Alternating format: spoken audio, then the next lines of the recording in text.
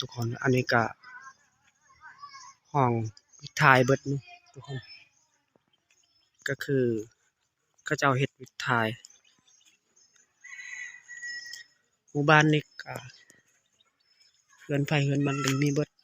มีแต่ก็เฮ็ดวิทายหลังจากโครงการมาจ่ายของโควิดนี่ก็เพิ่นก็เลยมาเฮ็ดโครงการสนับสนุนโอนสู้ของหมู่บ้านนี่ก็คือ3 ปีหลังแหละทุกคนเลย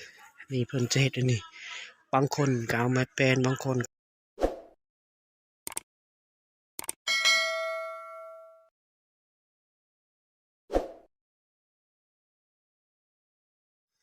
นี่หมู่บ้านนี่ก็คือหมู่บ้านดั้งเดิม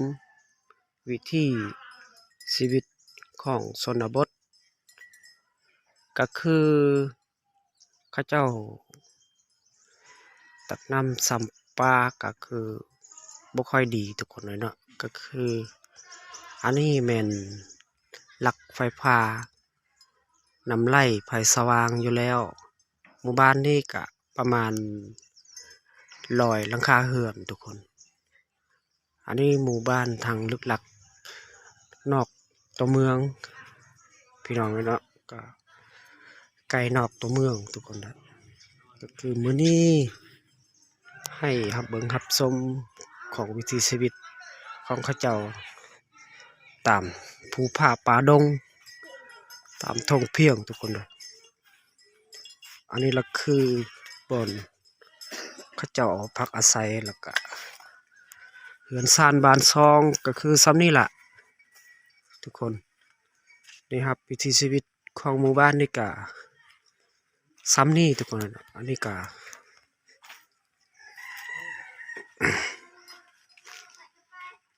นี่แมนเข้าเจ้าเฮ็ดห้องน้ำทุกคนเนาะก็คือห้องน้ำแล้วก็คือนี่แมนห้องน้ำเข้าเจ้าเฮ็ดส่วนหลายล่ะเข้าเจ้าพยายามตอนอันฤดูฝนทุกคนเนาะฤดูฝนฟ้าล่ะสบายไปขอกไปขี่อยู่นี่ก็คือหมู่บ้านนิกาหมู่บ้านสงบสุขทุกคนเนาะก็คือใกล้ตัวเมืองแล้วก็บ้านนอกของนาทุกคนนะอยู่คิดผู้ดอยห่างไกลซอกลี่ก็คืออันนี้เป็นห้องน้ำเขาเจ้าเฮ็ดห้องน้ำก็เบิ่งไปเบิ่งนำกันห้องน้ำก็เป็นแนวใดสาเหตุแนวใดเขาสิเฮ็ดแนวใดนี่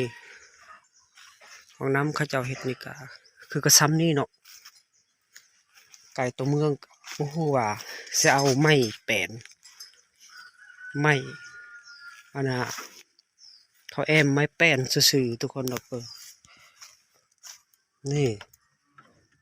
โอ้นี่นะบ่อนห้องน้ำเขาเจ้าเฮ็ดนี่ก็บ้านนอกโคกนาก็คือซ้ำนี่ล่ะทุกคนเนาะก็คือห้องน้ำก็มีอยู่คมทุกคนอันนี้ก็ห้องวิทายเบิดนี่ทุกคนก็คือเขาเจ้าเฮ็ดวิทายหมู่บ้านนี่ก็เฮือนไผเฮือนมันก็มีเบิดมีแต่ก็เฮ็ดวิทายหลังจากโครงการมาจ่ายของโควิดนี่ก็เพิ่นก็เลยมาเฮ็ดโครงการสนับสนุนโอนสู้ของหมู่บ้านนี่ก็คือ3 ปีหลังแหละทุกคนเลยนี่เพิ่นจะเฮ็ดอันนี้บางคนก็เอาไม้แปลนบางคนก็เอาไม้พุ่งพังต้องพยายามเฮ็ดให้สบายการถ่ายการวิธีการยามฟ้าฝนสบายทุกคนก็คือมันบ่มีพยาธิทุกคนอันนี้เขาเจ้ามาเฮ็ดแต่กลางหมู่บ้านนี่พี่แต่เขาเฮ็ดเบิดทุกคนเนาะเฮือนไผเฮือนมันต้องมีเบิดนี่ละหมู่บ้านนี่ก็ซ้ำนี่วิถีชีวิตของชนบทก็ไกลตัวเมืองคิดพอดอยห้างไกลซอกลีก็ขึ้นนี่เป็นซานบ้านซองเขาเจ้าแบะควายเขาเจ้าเลี้ยงมันสบายทุกคนปล่อยลอยเลย